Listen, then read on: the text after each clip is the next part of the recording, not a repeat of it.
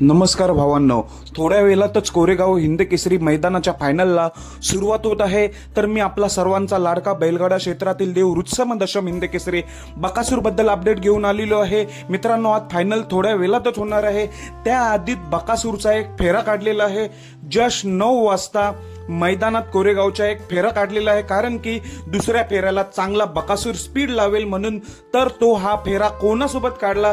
घरचाच साज पलाला, म्हणजे जो साम्राज्य 6300 आणि बकासूर 6300 यांचा आत्ताच फेरा काढलेला आहे जस्ट 9 वाजता।